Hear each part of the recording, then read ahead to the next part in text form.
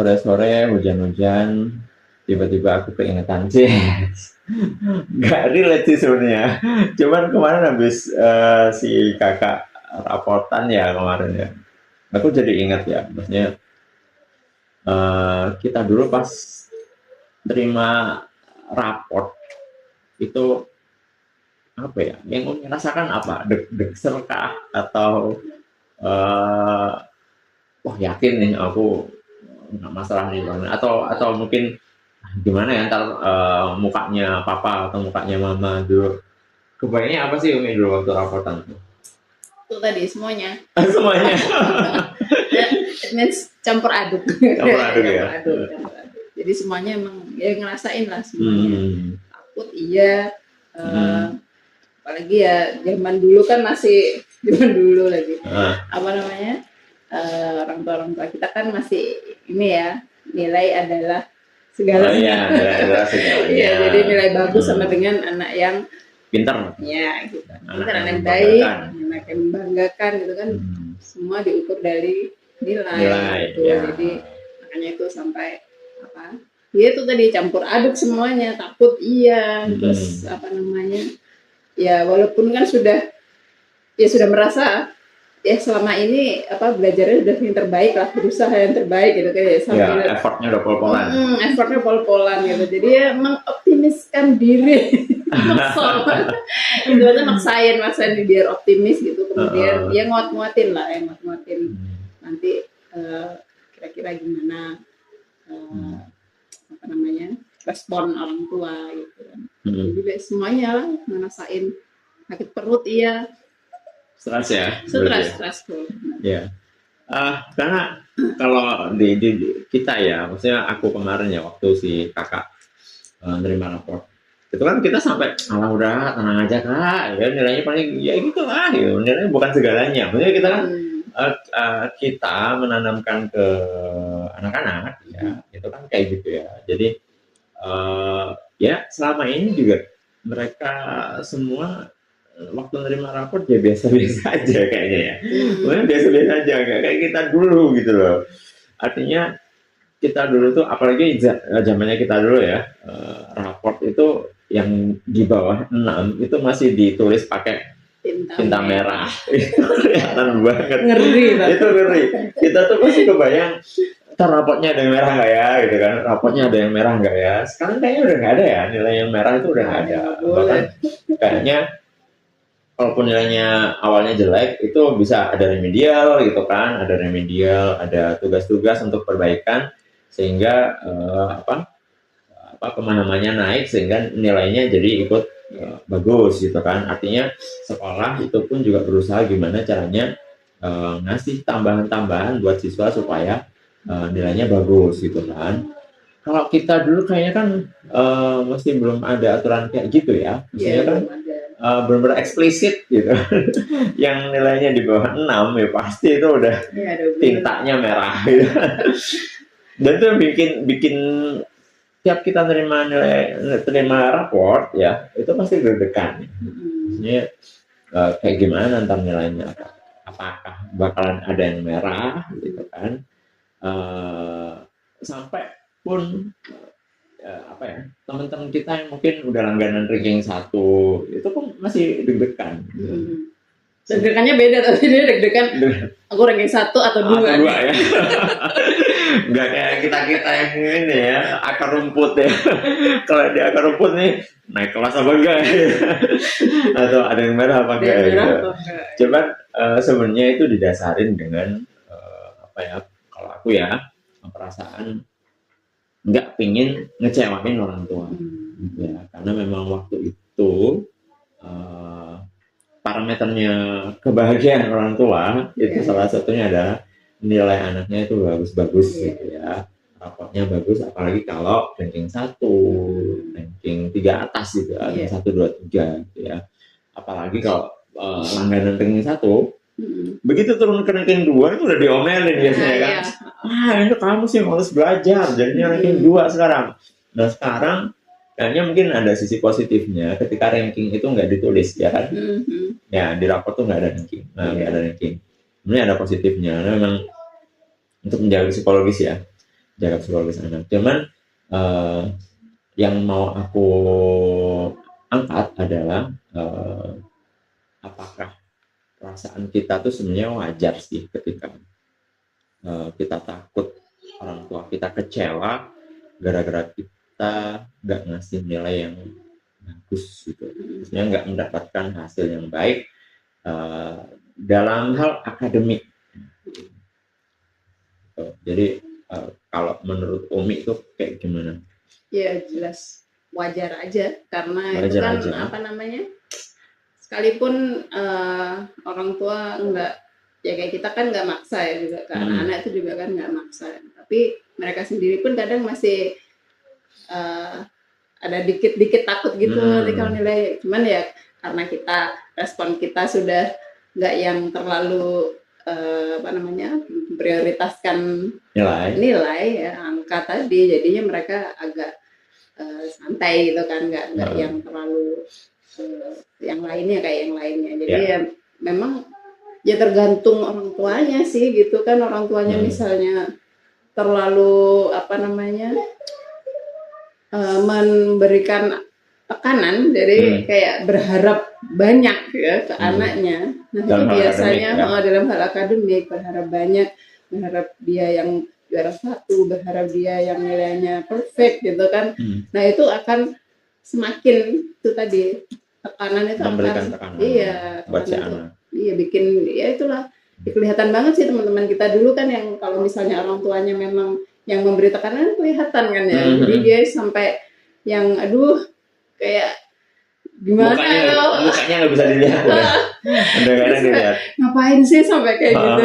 Tapi ya walaupun kita dulu juga pernah ngalamin sih ya, waktu terutama waktu masih SD gitu, SMP. Tapi kalau semakin kita dewasa kayaknya udah nggak terlalu kan ya, kita paling ya kalau misalnya lagi turun ya mau minta maaf gitu aja. Tapi nggak yang ini.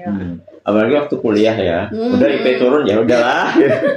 Cuma sekarang ya kalau kebanyakan Gen Z yang aku temui itu memang mungkin OVT-nya berlebihan ya, maksudnya jadi OVT-nya berlebihan gitu. Namanya OVT pasti berlebihan kan, overthinking. OVT-nya tapi benar-benar sampai nggak wajar. Artinya aku sempat pernah di chat lah ya, salah satu siswa gitu ya, di chat itu dia khawatir banget gitu kan, terus karena nilainya jadi jelek, nilainya tuh nggak bagus lah intinya, gara-gara satu mapel yang emang dia tuh nggak terlalu menguasai istilah ya. Nah intinya dia udah beneran chatnya tuh panjang dan aku bener-bener kecewa gini-gini macam-macam. Cuma ini belum ngebahas angka nih. Jadi pokoknya dia chat kecewa dan macamnya. Pas giliran aku tanya, emang nilai you berapa? 96 katanya. Aku yang bilang 96 kecewa. Lah 96 kecewa gitu. Iya sensei, soalnya harusnya biasanya tuh aku ya kemarin itu 98 gitu kan. Kemarin itu 98. Turun dikit ya. Turun dikit ya, emang turun ya. Maksudnya mungkin ini juga kita nggak bermaksud nyalain siapa-siapa, cuman tekanan dari aturan pemerintah juga ya, yang untuk SNBP ya. Untuk SNBP itu kan harus nilainya stabil atau naik ya. Kalau turun itu jadi catatan gitu kan. Nah ini yang bikin jadi takut juga kan anak-anak gitu. Terutama yang di Gen Z yang sekarang ya, lagi SMP, SMA atau mungkin lagi kuliah ya. Itu jadi takut ketika IPK-nya turun misalkan, atau ketika nilainya turun ya, itu udah kayaknya waduh masa depanku udah nggak terjamin nih gitu. Kecewanya itu segitunya gitu loh. Dan mungkin mereka juga takut itu tadi ya, ngecewain orang tua, artinya ntar gimana ya kata mama, ntar gimana ya kata papa gitu ya.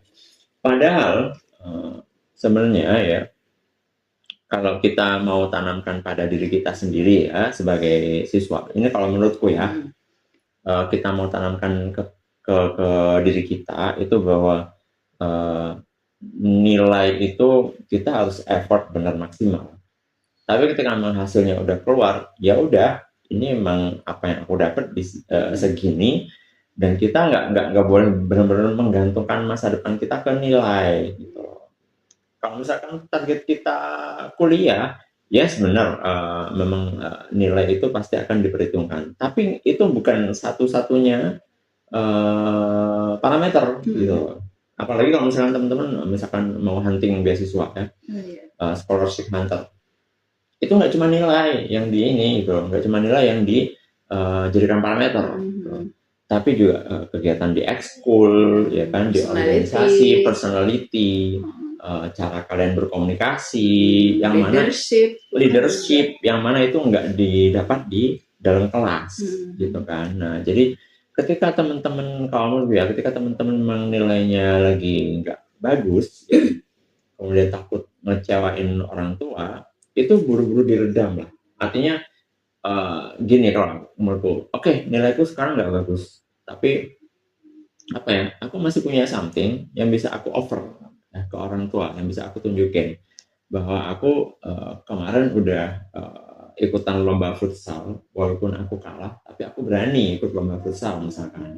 Aku berani ikut lomba futsal, di situ aku belajar banyak dari lomba itu. Nah, hal-hal seperti ini yang jarang kita expose ke orang tua. Ya, kita cuma mengekspos, ya aku dapat 90 nih nilainya, gitu kan. Jadi di situ membuat kita menjadikan nilai itu satu-satunya parameter untuk membanggakan orang tua.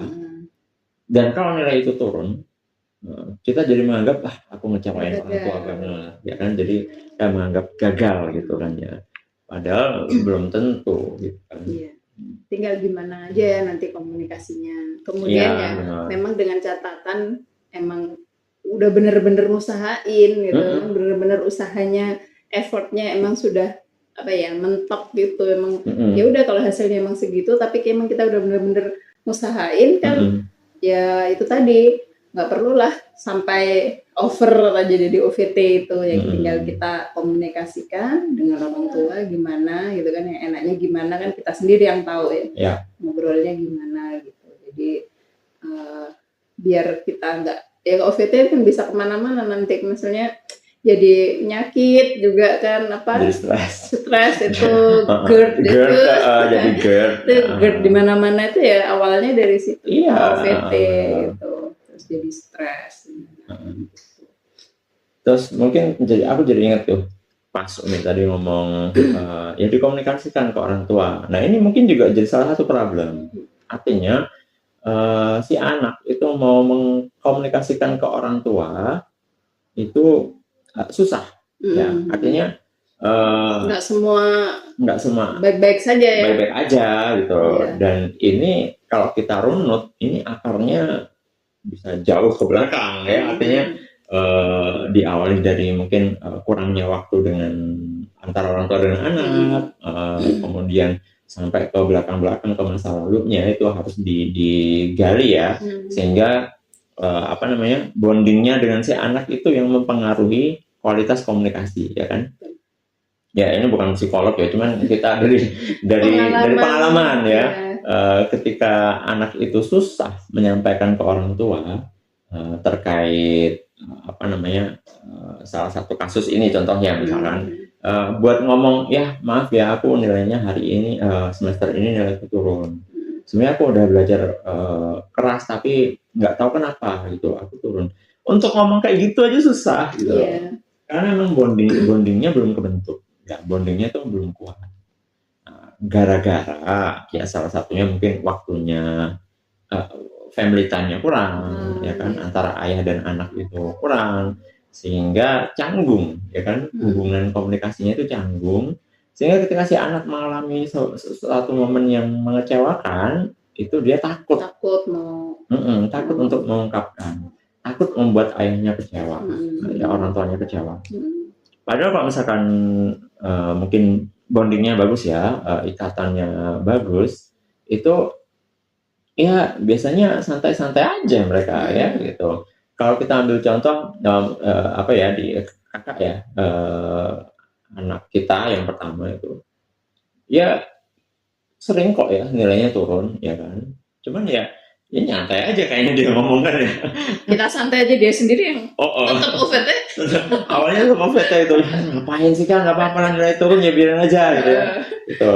Terus akhirnya ya sih ya apa ya nggak sampai OVT-nya nggak sampai berlarut-larut gitu kan. Terus kemudian ya udah kayak kemarin ya dia sempat gagal juga di lomba ya.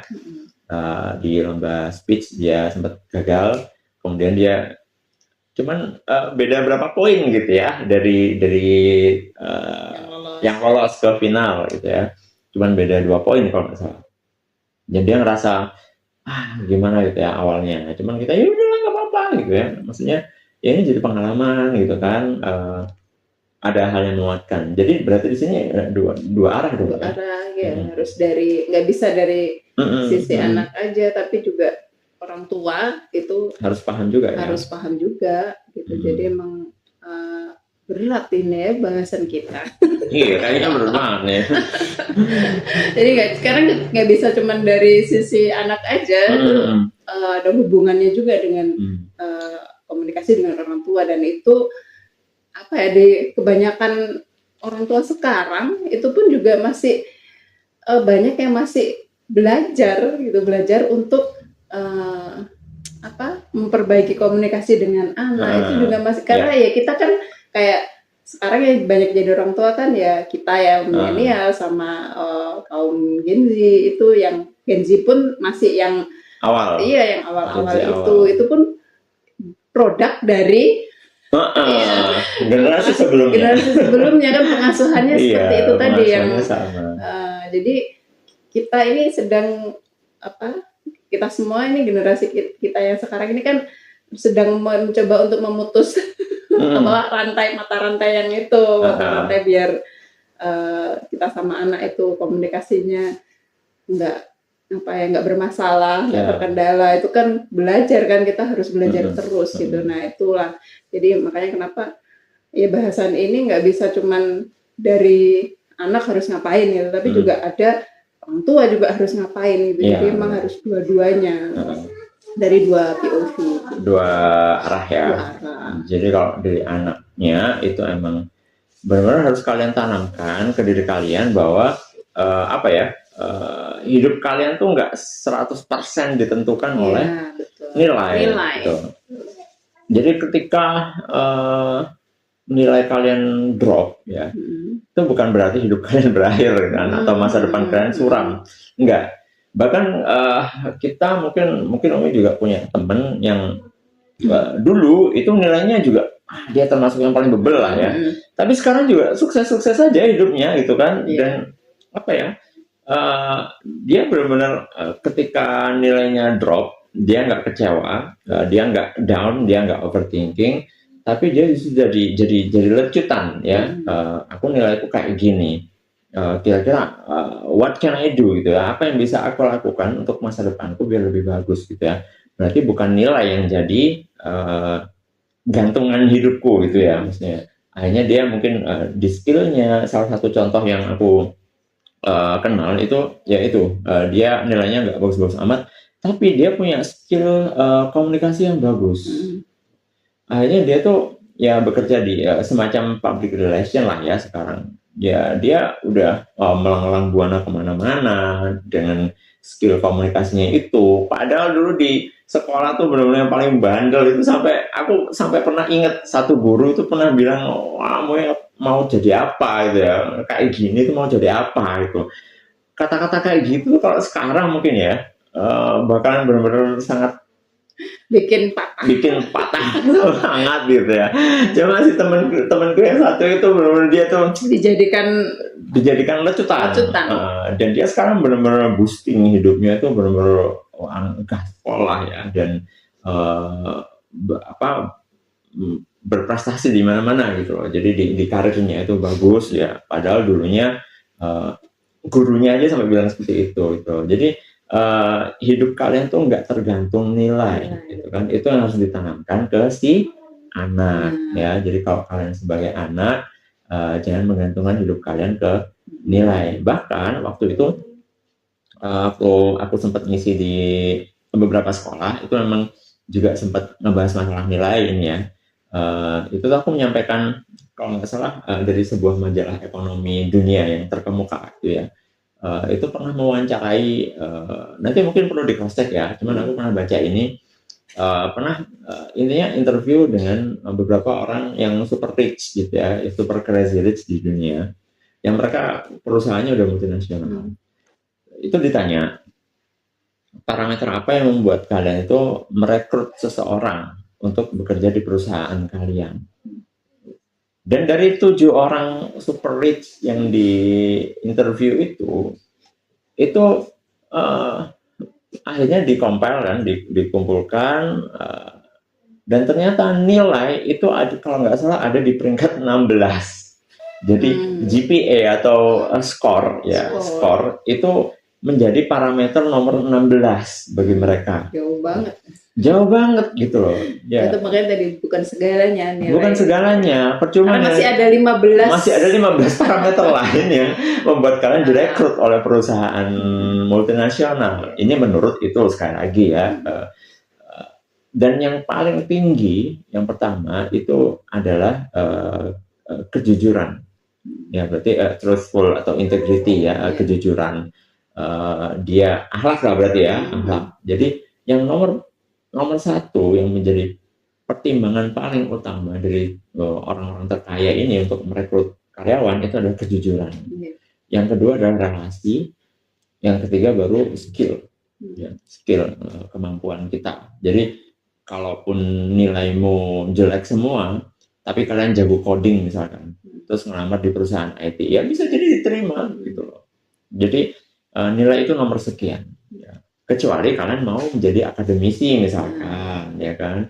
Kalian mau jadi akademisi, peneliti, itu pun juga belum tentu 100% digantungkan dengan nilai, ya? Ya enggak? Iya, masih ada ini parameter lainnya juga masih. Jadi ya dia itu tadi lah, bukan segalanya. Bukan segalanya. Jadi dikembangkan aja kalian punya skill atau ya itu tadi yang pertama jujur tadi itu yang paling saat ini tuh itu hal yang apa ya, precious ya, mahal banget itu. Mahal banget, nggak bisa kita ini, sulit banget kan cari orang yang jujur gitu ya. Makanya itu nggak bisa dinilai, nggak ada nilainya itu tadi, nilai karena saking preciousnya gitu. Makanya jujur itu harus kita punya nggak terlalu nilainya nggak terlalu bagus misalnya, tapi kalian punya itu tadi ya, kejujuran itu biasanya sih kita aja pernah jadi guru kan gitu kan ya, kalau anak-anak yang jujur itu kadang itu kita mau ngasih nilai jelek, yang jelek itu nggak tega ya, karena anaknya akhlaknya bagus gitu kan, personalitinya bagus, dia jujur, dia nggak pernah maksudnya neko-neko bagaimana gitu kan, pernah bikin masalah. Kita jadi waktu jadi guru itu pun juga nggak enak tuh, mau ngasihnya itu pasti ya dinaik-naikin dikit gitulah. Bahkan sempat ada satu kasus dulu ya yang sempat dirapatin ya, sampai dirapatin sampai ada satu anak yang emang dia tuh benar-benar karakternya bagus ya, akhlaknya bagus, tapi nilainya jelek gitu kan, nggak terlalu bagus lah ya. Itu sampai dirapatin sama guru-guru itu. Ini anaknya nggak boleh ini, dapat nilai segini nggak boleh ini. Ini pasti dia ada lagi something wrong ya. Maksudnya ada mungkin lagi punya masalah atau apa sehingga membuat dia jadi punya nilai segini itu. Jadi guru-guru itu kayak nggak tega gitu kan, mau ngasih nilai jelek. Padahal dia emang lagi turun performanya. Tapi karena akhlaknya bagus, itu membuat guru-guru itu ayolah kita kasih tugas lagi ke dia gitu supaya dia bisa up nilainya itu. Ya itulah makanya kenapa Allah pun ada di surat Al-Baqarah ayat berapa yang nggak akan memberi beban kita itu lebih dari kemampuan kita. La yukallifullahu nafsan illa wus'aha. Al-Baqarah itu yang terakhir. Iya. Jadi itu ya itu tadi, gagal tuh bukan akhir dari segalanya gitu. Ya perlu diingat aja kalau itu tadi ujian itu ujian kan, ujian dari Allah gitu kan. Gagal itu ada kita yang bisa menguatkan aku nih, terutama dari dulu itu juga pegangan banget itu, bahwa yaitu Allah tuh nggak akan ngasih kita ujian yang melebihi dari Kemampuan kita. beban itu nggak akan kita tuh nggak bisa gitu loh. Jadi itu mesti kalau misalnya itu gagal berarti oh ini ada yang harus diperbaiki nih gitu kan. Jadi kita harus bisa ambil pelajaran dari situ gitu. Ya. Jadi gagal itu bukan berarti kita the end, tapi berarti ada sesuatu yang harus kita perbaiki, gitu kan? Ada sesuatu yang harus kita perbaiki. Apa itu? Nah itu yang harus kita telaah lagi. Salah satunya tadi komunikasi dengan orang tua. Komunikasi dengan orang tua. Oh iya, ini tadi masih dari sisi anaknya ya, dari POV anaknya. Dari POV orang tuanya belum. Ya artinya orang tua pun kalau menurut kita ya, menurutku ya kita nggak boleh menanamkan bahwa akademik itu benar-benar satu tujuan yang memang the only gitu ya. The only ketika you sekolah berarti you harus dapat nilai yang bagus. Kalau enggak ntar papa cut itu SPP nggak usah tak bayarin. No ya. Coret dari kakak misalkan. Kamu memalukan keluarga enggak ya. Jadi dari orang tua pun juga harus sama memberikan menanamkan value yang seperti itu ya, artinya tidak menganggap nilai itu segalanya gitu yang paling utama gitu. Kemudian kalau sebenarnya kan anak itu ya itu pasti ada naik turun ya. Jadi ya kita sebagai orang tua kan harus memahami itu. Ketika dia naik ya kita ya pasti bangga gitu kan. Kemudian kita kasih apresiasi. Ketika dia turun pun kita ada di situ. Ketika dia jatuh, ketika dia turun, orang tua harus tetap hadir gitu, jangan yang cuman nyala-nyalahin gitu kan. Jadi itu yang bikin mereka nggak nyaman kan gitu. Akhirnya ujung-ujungnya mereka mau takut kan. Setiap raportan tuh pasti bakalan ada ya jiper duluan gitu kan. Tadinya kayak gimana nih papa nih mukanya bakal ketekuk-tekuk nih gitu kan. Nah, pikiran-pikiran kayak gitu yang kita mungkin memandangnya seolah sepele tapi itu dipelihara di dalam otak mereka sehingga beneran jadi something yang pengaruh banget ke karakternya mereka. Ujung-ujungnya nanti pengaruh ke masa depan mereka juga justru gitu loh, ke karir mereka karena mereka selalu hidup dalam tekanan psikologis yang nggak nyaman gitu loh. Jadinya mereka bisa jadi orang yang kurang bersyukur gitu kan. Terus kemudian ya, komunikasi semakin memburuk dengan orang tua dan itu nantinya akan ngaruh ke kehidupan mereka di fase selanjutnya gitu kan. Jadi orang tua pun juga nggak boleh segitu nekannya ke anak gitu ya. Jadi apa sih itu namanya? Ambisius. Ambis. Orang tuanya terlalu ambis. Dia harus jadi dokter karena papa dokter gitu kan. Wah, ini yang keliru ya. Kalau nggak salah sih David Beckham aja nggak nuntut anaknya untuk jadi pemain bola ya. Walaupun anaknya pengen main bola ya, siapa namanya Brooklyn kalau nggak salah ya, itu dia jadi pemain bola tapi sama si David Beckham pun nggak dipaksa gitu loh. Jangan, daripada kamu kemudian kalau nggak salah Maldini juga siapa ya kalau nggak salah ya, itu mereka pun nggak maksa, apalagi yang benar-benar superstar ya kayak David Beckham itu superstar kan ya, dia udah terkenal di mana-mana. Anaknya ketika memilih jalan hidupnya pun ya kamu nggak usah ini gitu loh, nggak dipaksa untuk jadi pemain bola, apalagi harus membawa nama besar ayahnya yang itu jadi beban gitu kan ya, jadi nggak maksa itu. Nah mungkin orang tua pun juga harus seperti itu ya, artinya ketika Anda adalah seorang dokter, jangan paksa anak Anda jadi dokter juga gitu, karena belum tentu itu adalah passionnya mereka.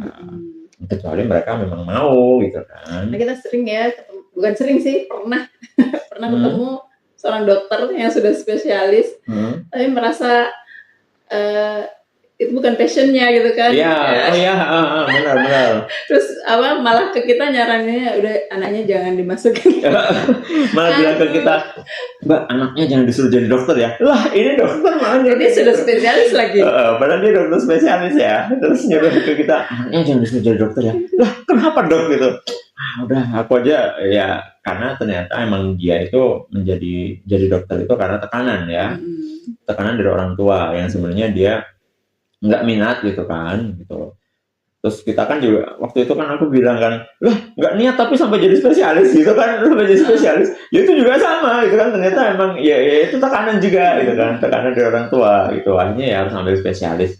Ya sekarang karena memang dia udah jadi dokter ya udah ya dia jalanin akhirnya itu kan. Tapi ya itu tadi jadinya kan ngejalaninnya itu ya yang nggak sepenuh hati ya. Mungkin ada 80% atau 70% gitu ya. Masih ada niatnya, masih ada, cuman nggak full gitu kan, karena memang awalnya dari dipaksa, bahkan sampai keluar statement kayak gitu kan.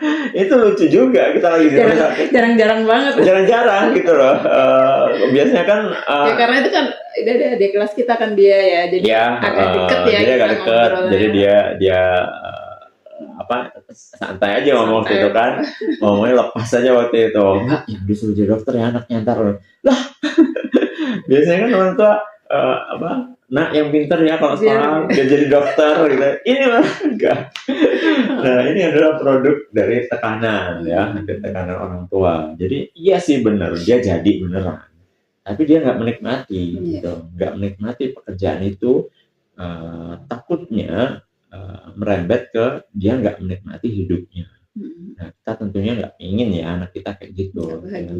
Ya, karena ya itu tadi seorang musisi belum tentu anaknya punya bakat musik juga, kan?